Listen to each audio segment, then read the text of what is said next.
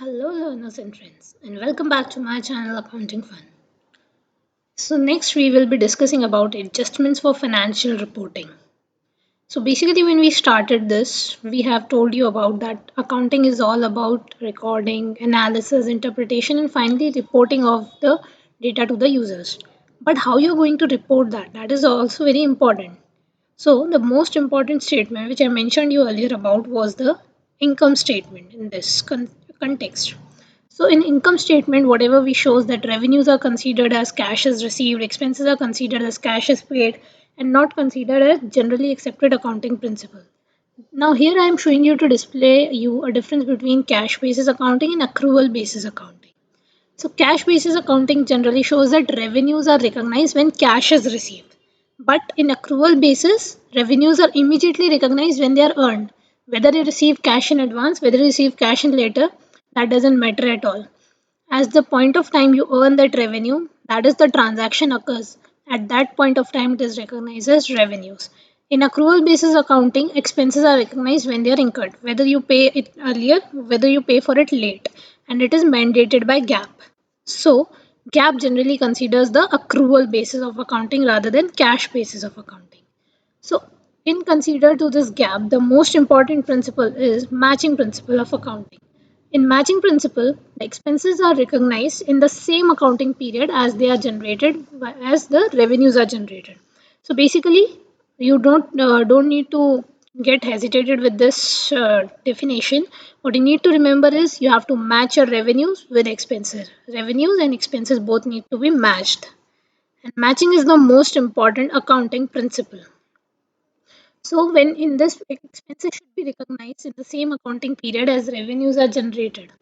That is, you have to match revenues and expenses and it is used in the accrual basis of accounting. Now next, moving on, we have the need for the adjustment entries. That is why the adjustment entries are needed.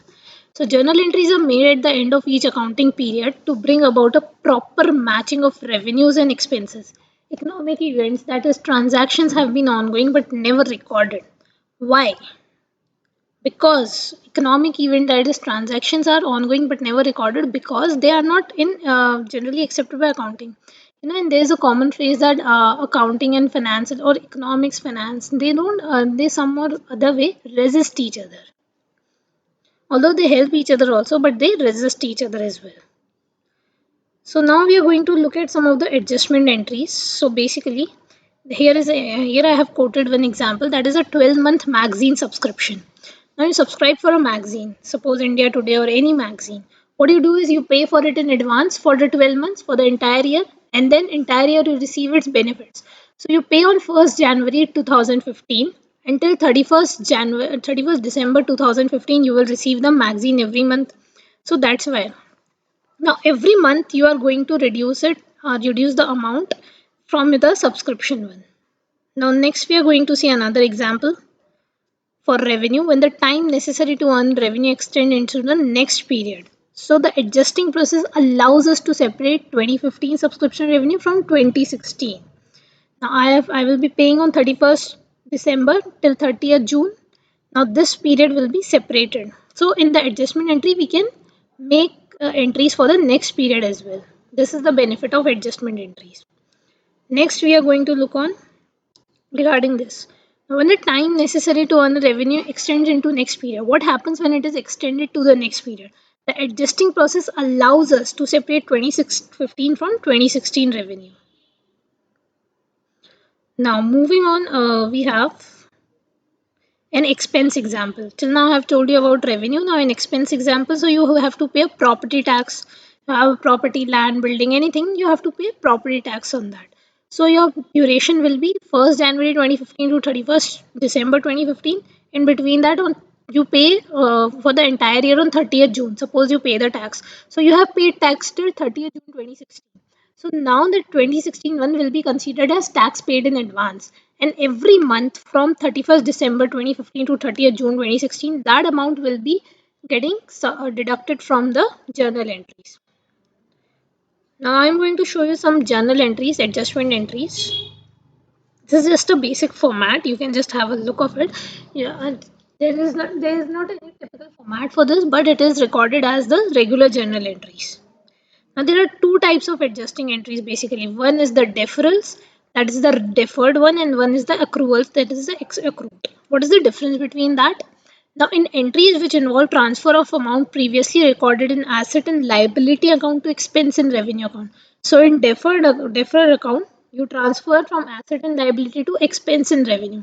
Suppose you have a prepaid expenditure. You prepay your insurance amount, or you prepay the amount of subscription, anything. As we take, you can take any example, prepaid rent and all. Till the time it is prepaid, it's an asset for you, because you will not be paying for it in future, and it will generate some kind of revenue for you in future. That's why it's an asset. On the At the point of time when it is due and you have to pay for it, the day you will make an entry for that, then it will be considered an expense. Simple. If you have paid for it in advance, so till the time you get benefits from that, it is an asset. As soon as you get benefits from it, you start getting benefits from it, it's an expense for you. What are accruals? Entries involving the initial or first recording of assets and liability, and then their related revenues and expenses. So what happens now? You take benefits first, and later on you pay. So that's why it's an accrual. Now moving on, let's look at what are the prepaid expenses. So basically, prepaid expenses are an asset awaiting assignment to an expense. Just now I gave you a little bit example regarding of asset, how an asset can convert into an expense. So that's what prepaid expense is. Prepaid expense is an asset which is awaiting assignment to become an expense. Now you pay off your land rent in advance. So that time you have paid it in advance, till the time its due date will come, it will be an asset. And as soon as its due date will come, it will become an expense for you. Now how you will entry for how you will record it. So you will make a journal entry, prepaid expense to cash, where prepaid expense will be debited and cash will be credited. Now the prepaid expense is consumed during this entire period. So as I told you regarding the subscription, same happens in the prepaid expenses as well. Now the prepaid expense is consumed, and then at the end of the period, what you are going to do, you are going to make the entry that prepaid expense will be debited by the prepaid expense. So now your rent will be debited by prepaid rent. Next, we are going to look at an example for this. So on September 1, 2015, VIL Limited prepaid its rent for next 12 month. Rent is $200 per month. Now you have to prepare a proper initial journal entry. Now I'm going to show you how you have to do this step by step. So even if you haven't understand the concept yet, you can understand by this example.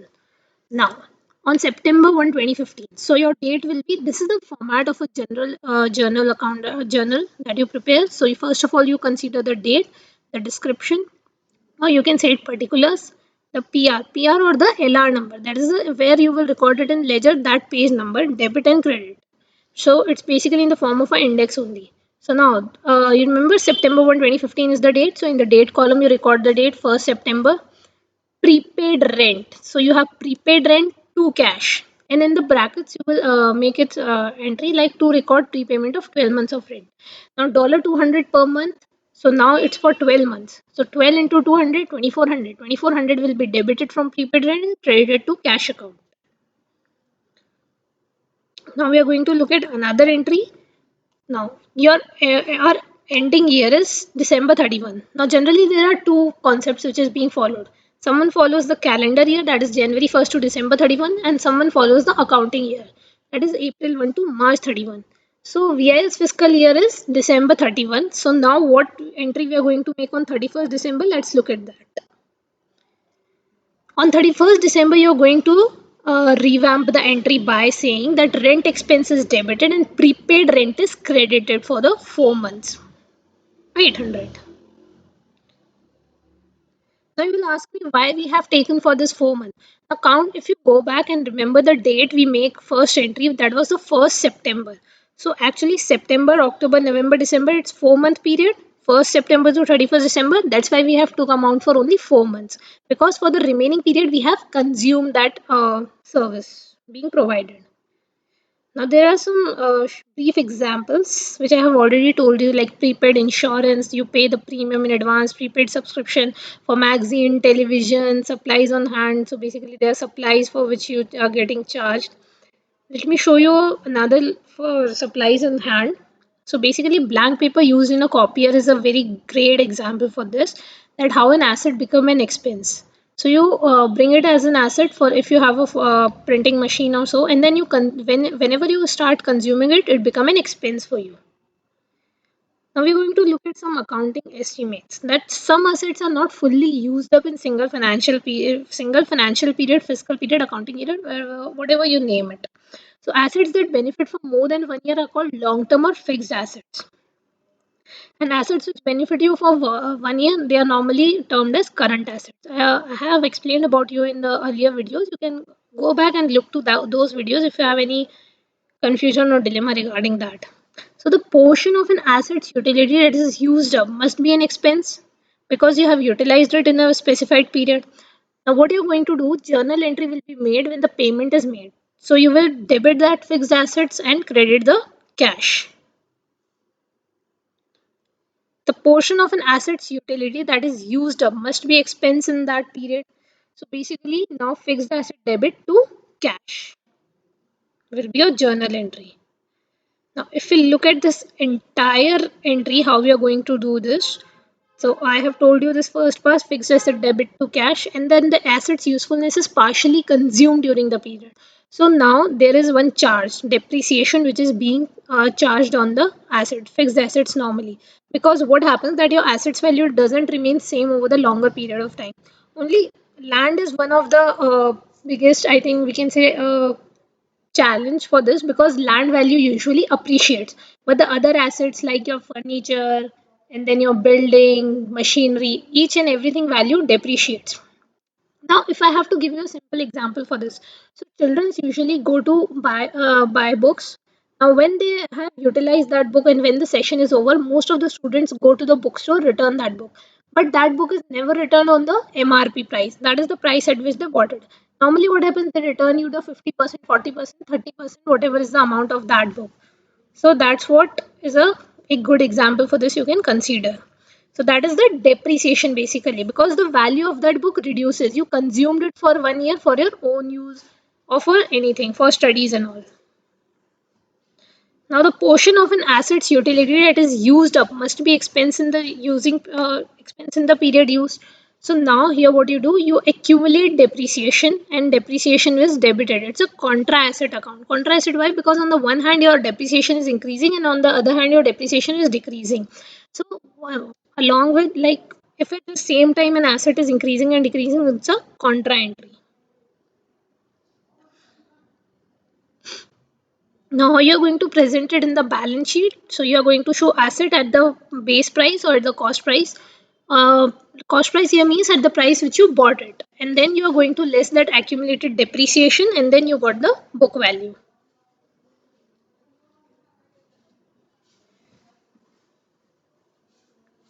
Now, what is actually book value? So book value is basically that price at which your asset is being registered or being or from that amount the entry has been made in your books of accounts, or at that price you have purchased that asset. So if you have bought a machinery for say $20,000, so you're going to record that asset for 20,000.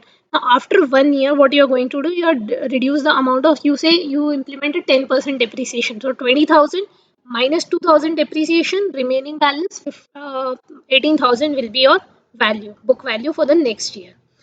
Now I have also shown you an example regarding this. Suppose you have a truck which have a value of 40,000 and then you deduct 5,000 balance. So you have your truck have now a book value of 35,000.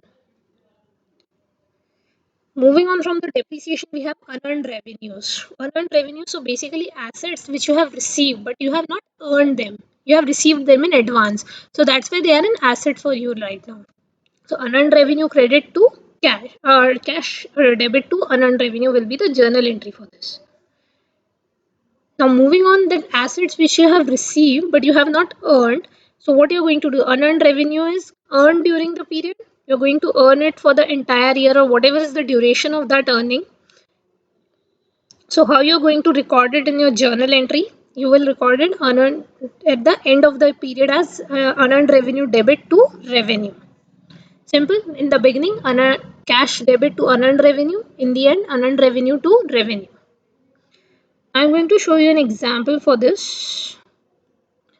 That on 10 January 2015, VIL Limited received $240 for a 1 year subscription and monthly subscription is $20.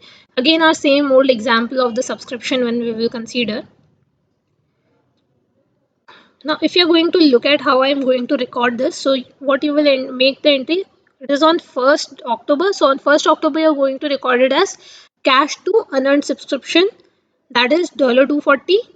And then next example is the VI Limited fiscal year ends on 31st December. So now I have to make an entry for 31st December. What I am going to do on 31st December is that I am going to do unearned subscription to subscription revenue. Now 3 months, September, October, November, October, November, December, right? 3 months. So for the 3 months, you're going to record it as a subscription revenue. So unearned subscription debit to subscription revenue. Now we are going to look at what are the accrued assets. So accrued assets and revenue that remain unrecorded at the end of the period. That is, revenues are earned but are not recorded at that time. So when you're going to record them, that's a big question. You're going to record them when you're going to receive them. So what is the journal entry you will make at the end of the period? That your asset will be debited and your revenue will be credited. Again, moving on to an example for this. So as here you can see that ZAB Limited owes your company $100 of interest on your account. You will receive the interest on 1st October 2016. Now let's look how we are going to make a journal entry for this. So on 31st December, first of all, you will make an entry interest receivable to interest revenue. Because $100 of interest is owed by our company, so interest receivable 100 to interest revenue. Now let's look at what are accrued liabilities or expenses. Now liabilities and expenses that remain unrecorded at the end of the period. As it's similar as the assets, that assets and revenue that remain unrecorded at the end of the period. Similarly, liabilities and expenses that remain unrecorded at the end of the period are called accrued liabilities. Now we are also going to look at how we are going to do this, and then I will also show you an example for this. Liabilities and expenses that remain unrecorded. So the journal entry will be expense to liability. You will just record it at the end of the period. Now an example for this will be that was 31st December 2014. Your company owes $235 of interest to ACW Limited. So you will not actually pay the interest until 1st October 2015. So now here we have two dates. Let's see how we are going to record it. So on 31st December, we are going to make a journal entry which will be interest expense to interest payable, that is 235. Now let's look into some questions for this. It's basically a kind of quiz for you. So on 1st October 2015, XY Limited pays $3600 for a 12-month insurance policy, and what will be this transactions called? Now think about it. So for a 12-month insurance policy, you have paid $3600. What it could be? You have made an expenditure in advance. Is it a liability for you? No, because you have already paid it. It's not your liability now. It will be a liability on the part of the insurance company because they have to provide you benefits for this in the coming accounting period. Is it an accounting estimate? No, accounting estimates is a totally different concept. Unearned revenue. Are you earning any kind of revenue out of this? No, it's clearly an expense and which you have made in advance, so that's why it's a prepaid expense. Quite easy, right? Now let's look at some further questions. The last day of 2015 is on a Thursday. BS Industries will pay its employee on Friday. So what kind of adjusting entry is required? Now just think about it for a moment. That last day of 2015 is Thursday. It's a kind of liability because you have to pay within this year, but you're going to pay for the next year. So that's why it's an accrued liability.